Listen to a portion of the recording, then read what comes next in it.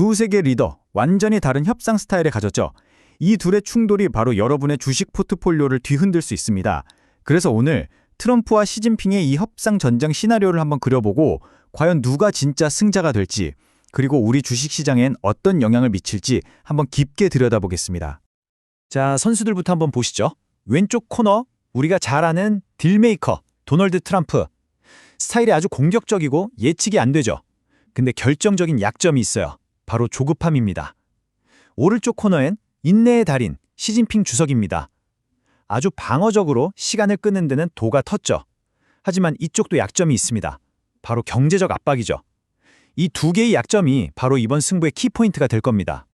이제 곧 에이펙 정상회담이 열릴 텐데 그 결과를 예측하려면요, 얼마 전에 있었던 아주 중요한 사건을 먼저 되짚어봐야 합니다. 바로 히토류 위기인데요. 이 사건 하나에 이 두 리더의 전략 그리고 약점이 아주 그냥 고스란히 다 담겨 있거든요. 자, 시간을 한번 돌려보죠. 4월 1일 트럼프가 진짜 경제 핵폭탄이라고 할 만한 145% 관세를 터뜨립니다. 어마어마하죠. 그런데 시진핑의 반격 딱 3일 만에 나옵니다. 정말 칼 같았죠. 바로 미국 산업의 심장, 그 생명줄이라고 할 수 있는 히토류 수출을 꽉 막아버린 겁니다. 그 결과요? 불보듯 뻔했죠. 한 달 만에 미국 자동차 공장, 국방산업 공장들이 곧 멈춘다! 비명을 지르기 시작합니다. 결국 어떻게 됐을까요? 6월 트럼프는 사실상 백기를 들고 말죠. 관세를 철회하는 거래를 발표할 수밖에 없었던 겁니다. 히토류가 없으면 공장이 멈춘다. 이 한마디, 이게 모든 걸 말해줍니다. 폴리티코 보도인데요. 포드, GM, 로키드 마틴 같은 거대 기업들이 압박을 넣기 시작하니까 트럼프로서는 버틸 재간이 없었던 거죠. 시진핑이 뭘 노렸는지 아시겠어요?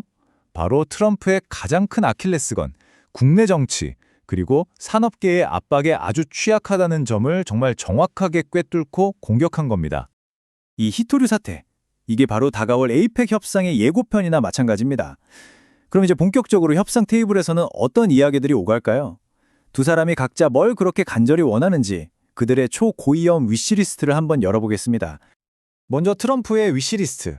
1순위는 말할 것도 없죠. 당연히 히토류입니다. 다시는 공장 멈추는 그런 악몽 겪고 싶지 않을 테니까요. 그 다음은 자기 핵심 지지층, 펀벨트 농민들을 위한 대규모 농산물 구매 약속 받아내는 거고요. 그리고 국내 정치용으로 써먹기 좋은 펜타닐 문제, 틱톡 문제 해결. 보시면 아시겠지만 모든 요구가 철저하게 국내 정치, 자기 재선이랑 연결돼 있습니다. 반면에 시진핑의 요구는 훨씬 더 절박합니다. 생존의 문제거든요. 첫째, 관세 완전 철폐. 이건 수많은 중국 수출 기업들의 생사에 달린 문제입니다. 둘째, 반도체 수출 통제 완화. 이게 안 풀리면 중국의 기술 굴기는 사실상 여기서 끝입니다. 화웨이 제재 해제나 대만 문제, 이것도 마찬가지로 중국의 자존심과 미래가 걸린 핵심 사안들이죠. 자, 이렇게 양측의 요구가 정말 팽팽하게 맞서고 있습니다. 그럼 이 살얼음판 같은 줄다리기, 과연 결과는 어떻게 될까요? 지금부터 가장 현실적인, 가장 가능성 높은 에이펙 거래 시나리오를 한번 예측해 보겠습니다. 자, 일단 합의가 될 만한 것들부터 보죠. 확률이 꽤 높은 것들입니다. 히토류, 이거는 비군 사용 공급만 재개될 확률이 90%로 아주 높아요. 그리고 농업, 중국이 5년간 3천억 달러 어치를 사주겠다고 약속할 가능성이 85%입니다. 여기서 중요한 건 약속이라는 거죠. 관세는 현재 27%에서 한 18% 정도로 부분적으로 인하될 거고요. 틱톡도 미국 컨소시엄에 매각하는 큰 틀에서 합의가 될 가능성이 70% 정도 됩니다. 딱 보시면 아시겠지만 양쪽 다 우리가 이겼다 라고 말할 수 있게 명분을 챙겨주는 그런 부분적인 합의들이죠. 하지만 절대로 합의될 수 없는 레드라인도 분명히 있습니다. 예를 들어서 대만 정책에 대해서 미국이 입장을 바꾼다거나 엔비디아나 AMD의 최첨단 AI 반도체 수출 통제를 풀어준다거나 이런 건 가능성이 거의 제로에 가깝습니다. 화웨이 제재도 마찬가지고요. 핵심은 이겁니다. 미국의 국가 안보와 직결된 문제는 협상 카드 자체가 될 수 없다는 거죠. 자, 여기까지가 지정학적 분석이었고요. 그래서 이게 우리 지갑이랑 무슨 상관이냐 궁금하시죠? 이제부터가 진짜 중요합니다. 이 협상 결과가 우리 주식시장에 어떤 영향을 미칠지, 어떤 종목이 울고 어떤 종목이 웃게 될지 그 승자와 패자를 정확히 짚어보겠습니다. 먼저 주가 하락이 예상되는 기업들입니다. 안타깝지만 엔비디아와 AMD, AI 칩의 중국 수출길이 계속 막히면서 타격이 불가피해 보입니다. 그리고 나이키, 관세가 아주 조금만 인하되다 보니까 마진 압박을 계속 받을 거고요. 스타벅스는 미중 갈등이 계속되면서 중국 내에서 언제 터질지 모르는 불매운동 리스크를 계속 안고 가야 합니다. 반면에 활짝 웃을 기업들도 있겠죠. 미국의 유일한 히토류 생산업체 MP Materials. 이거 뭐 거의 독점적인 수혜를 입을 겁니다. 주가 상승률 예측치도 엄청나죠.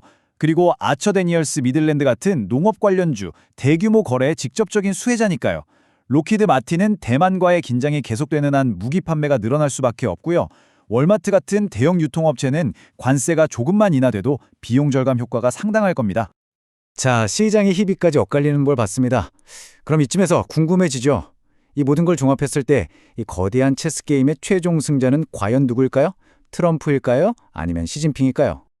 결론부터 말씀드리면 이번 협상의 승자는 시진핑입니다. 이 그래프를 보시면 아주 명확하게 드러나죠. 누가 자신의 핵심 목표를 더 많이 달성했는가, 이걸 기준으로 보면 시진핑은 자기가 원했던 핵심적인 것들을 대부분 가져가는 반면 트럼프는 그러지 못합니다. 시진핑이 뭘 얻었는지 한번 정리해보죠. 첫째, 숨통을 조여오던 경제 압박을 풀어줄 결정적인 관세 인하를 받아냈습니다. 둘째, 히토류라는 이 카드가 얼마나 강력한지 전 세계에 증명해 보였죠. 셋째, 가장 중요한 건데요. 중국이 자체 기술력을 키울 시간을 벌었습니다. 사실상 농산물 구매라는 약속 하나 던져주고 실리는 다 챙긴 셈이죠. 그럼 트럼프는 빈손이냐? 그건 아닙니다. 일단 비군사용 히토류 공급을 일부 재개시켰고요. 또 자기 지지층에게 내가 이렇게 큰 농산물 거래를 따냈다라고 자랑할 만한 명분도 챙겼죠. 역사적인 딜이라는 신문 헤드라인을 만들기에는 충분합니다. 하지만 냉정하게 보면 기술이나 안보 같은 핵심적인 목표는 단 하나도 달성하지 못했습니다. 협상은 게임이다. 참을성 있는 자가 이긴다. 결국 이번 대결, 이 한 문장으로 모든 게 설명되는 것 같습니다. 트럼프의 저돌적인 속도전이 시진핑의 끈질긴 시간 끌기 전략 앞에서 결국 무너진 거죠. 자, 오늘 분석을 마무리하면서 마지막 질문 하나를 던져볼까 합니다. 이런 협상 전쟁에서 인내심이라는 게 과연 궁극의 무기가 될 수 있을까요?